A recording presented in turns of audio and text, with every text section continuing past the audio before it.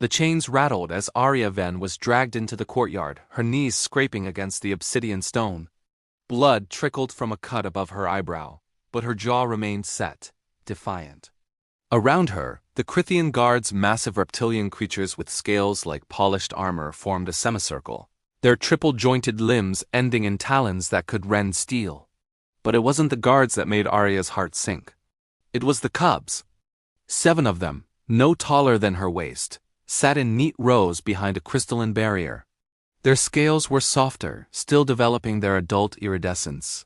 And their eyes, those vertical slit eyes, watched with the disturbing intelligence that made the Crithians one of the most feared species in the Andromeda sector. This wasn't just an execution. It was a lesson. "Human," rumbled Commander Zarthok, his voice like grinding continents. He stood at the center of the courtyard, his crimson scales marking him as a war-caste elite. "You are charged with rebellion against the Crithian Dominion. You destroyed 3 supply depots. You freed 62 slaves. You killed 9 soldiers." Arya spat blood onto the stone. "Should have been 10. A guard struck her across the back with an electrified staff. Her body convulsed, but she bit back the scream, converting it into a strangled grunt. She wouldn't give them the satisfaction. "Chain her to the pillar," Zarthok commanded. They hauled her upright and bound her wrists to a stone column, stretching her arms above her head. The position was agonizing, designed to maximize the surface area for what came next. Zarthok turned to the cubs, his voice taking on the measured cadence of an instructor. "Young ones, you witnessed today the consequence of defiance. Humans are weak, fragile. Their bones break easily, their skin tears like wet paper. Yet they persist in their futile resistance." He gestured to a guard holding a plasma-tipped lash, its 3 tails glowing with barely contained energy. "Observe how quickly they break. Watch how their courage crumbles." The first lash came without warning. It carved across Arya's back, and this time she couldn't contain the scream. The pain was transcendent, white-hot and all-consuming, like being branded with a star. The scent of burned flesh filled the courtyard. "1," Zarthok announced clinically. Arya's vision swam. Through the haze, she saw the cubs watching, their small faces unreadable. One of them, the smallest, with scales that shimmered between blue and green, leaned forward slightly, its gaze locked on her. The second lash fell. Then the 3rd, 4th, 5th. By the 10th, Arya's legs had given out, and only the chains kept her upright. Blood ran in rivulets down her back, pooling on the stone beneath her.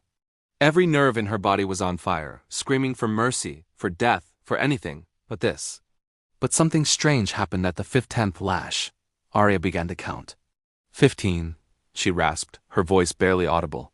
Zarthok paused, his head tilting. "What?" 15, Arya repeated, louder now. Blood flecked her lips. "That's 15. You planning to make it to 100, or are you gonna pussy out at 20? The commander's eyes narrowed. "You dare! 16, Arya shouted as the lash fell again. Her body jerked, but her voice grew stronger. "Come on, 17. My grandmother hit harder than this." The smallest cub, Kiro, though Arya didn't know his name, stood up abruptly. His instructor hissed at him to sit, but Kiro remained standing, transfixed. 18, 19, 20. Arya's voice had become a battle cry, each number a defiance of the pain trying to destroy her. Is that all the mighty Crithian Dominion can manage? 20 pathetic strikes? Zarthok's composure cracked. "Continue." He roared at the guard. "Don't stop until she's silent." But something had shifted. Each number Arya shouted became louder, more fervent, as if the counting itself was fueling her. The cubs were no longer passive observers. They were leaning forward, their young faces showing confusion, awe, and something the Crithians had tried to breed out of their species: doubt. 35, 36, 37. The guard's arm was tiring. The lash fell with less precision, less power. But Arya's voice never wavered. 51. "Come on, you scaled bastards. Is this supposed to break me?" 53. Kiro took a step forward, pressing against the barrier. His small voice cut through the courtyard. "Teacher, why doesn't she stop?" The instructor beside him had no answer. 68, 69, 70. Zarthok raised his hand, signaling a halt. The guard staggered back, panting. The commander approached Arya, studying her with something between rage and bewilderment. Her back was a ruined landscape of charred flesh and blood, yet she hung from those chains, still breathing, still counting under her breath. "Why?" Zarthok demanded. Why do you count?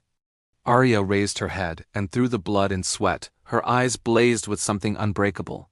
Because, she whispered, her voice carrying in the sudden silence, every number is a reminder. You can hurt me. You can kill me. But you can't make me submit.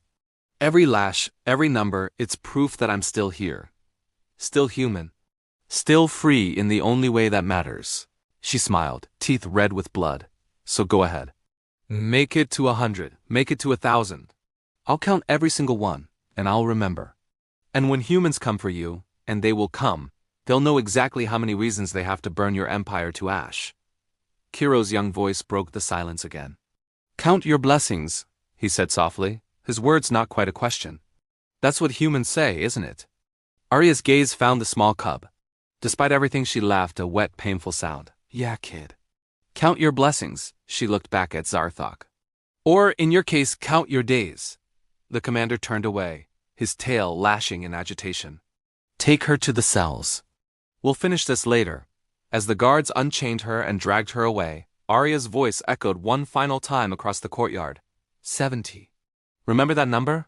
But it was Kiro who would truly remember. The smallest cub watched the human disappear into the darkness. And for the first time in his young life, he understood that strength wasn't measured in scales or claws or venom. It was measured in numbers counted through agony. It was measured in the refusal to break.